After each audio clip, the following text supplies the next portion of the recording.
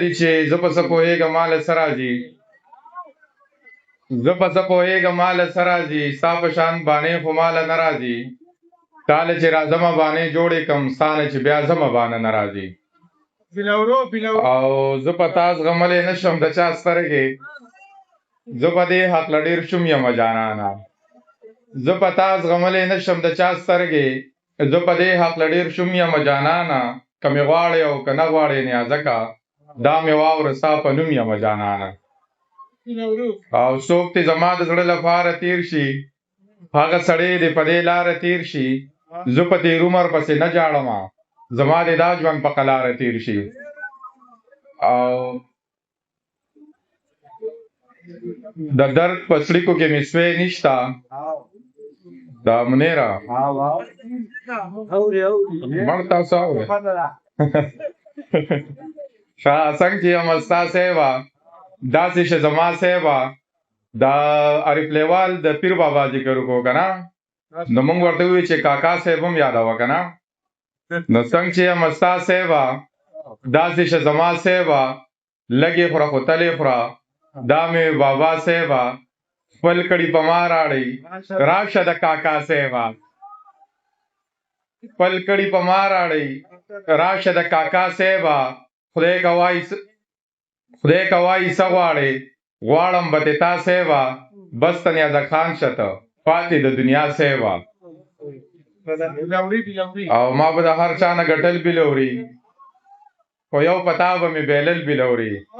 د هغې وخت نه زه مین یم پتا دواړو یو ځای چې به کول بلوري ستا د دې ډکې خولې خندا دپاره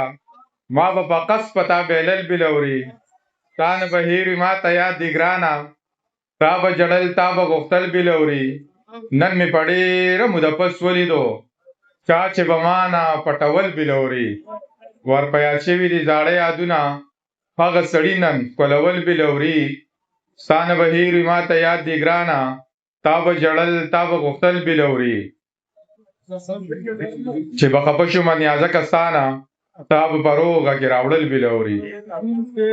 د درد په څړیکو کې مې سوی نشته ځکه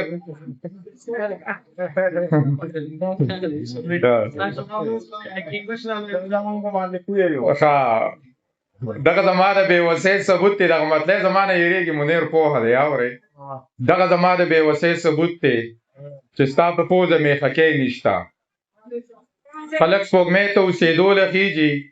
زمونږ په ځمکه باندې ځای نشته دلته کې هر سړی په خپله غاپي زمونږ په ټول کلي کې سپی نشته دلته کې هر سړی په خپله غاپي زمونږ په ټول کلي کې سپی نشته او د نفرتونو خار په بل اوړي د محبت ته اور لږې نشته د بابا د دې فرمانه شروع کیږي د بابا د دې فرمانه شروع کیږي هر یو کار له خپله ځانه شروع کیږي د جیلونو چې یریږي کور کې کېنه انقلاب خو له زندانه شروع کیږي د بابا د دې فرمانه شروع کیږي هر یو کار له خپله ځانه شروع کیږي د جیلونو چې یریږي کور کې کېنه انقلاب خو له زندانه شروع کیږي چې د عدم تشدد چرته پلوي وي دغه کار له باچاخانه شروع کیږي بس دغه یو دوه شعره ده باسط وایي چې د صابر صاحب ووایه